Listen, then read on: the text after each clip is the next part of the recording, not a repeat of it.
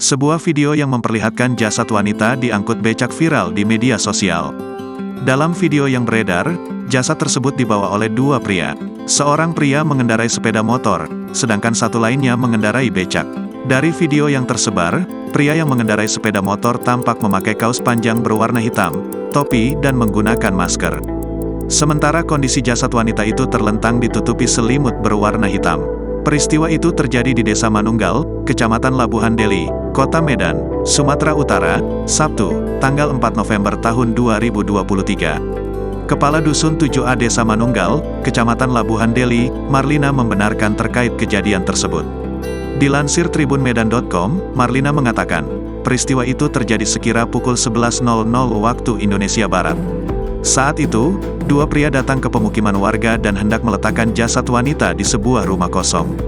Namun, aksi kedua pria itu dipergoki oleh warga yang tinggal di sebelah rumah kosong tersebut. Warga kemudian menanyakan kepada dua pria itu apa yang hendak mereka letakkan. Setelah dilihat ke becak, ternyata ada sesosok jasad wanita. Tak lama kemudian, warga ramai berdatangan ke rumah kosong tersebut. Mendapati hal itu, satu pria melarikan diri. Warga lantas memeriksa jasad tersebut. Saat dilihat, pada wajah wanita itu ditemukan sejumlah luka lebam. Terpisah, Kasat Reskrim Polres Pelabuhan Belawan, AKP Zikri Muammar mengatakan, jasad wanita itu telah ditemukan. Sempat mau ditinggalkan tapi dibawa kabur kembali. Sekarang sudah berhasil kami temukan mayat tersebut, ujar Zikri. Adapun identitas jasad wanita itu, seorang ibu rumah tangga bernama Umita, warga Kecamatan Hamparan Perak, Deli Serdang. Zikri menuturkan, jenazah korban telah berada di rumahnya dan yang mengantar adalah mobil ambulans. Kami sedang cari tahu kapan jenazah berpindah di ambulans dan di mana, kata Zikri saat dikonfirmasi Kompas.com melalui sambungan telepon, Minggu, tanggal 5 November tahun 2023. Lebih lanjut, Zikri menjelaskan, setelah jenazah diantar ke rumah, tukang becak yang membawa korban langsung melapor ke polsek setempat.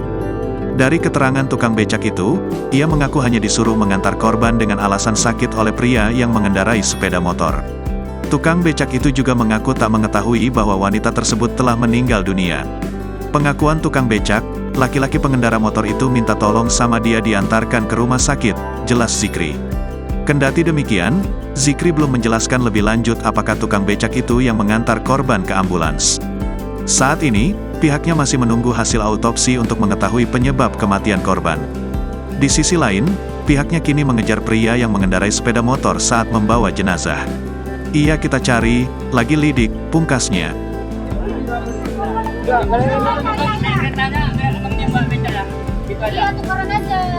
Download Tribun X sekarang, menghadirkan lokal menjadi Indonesia.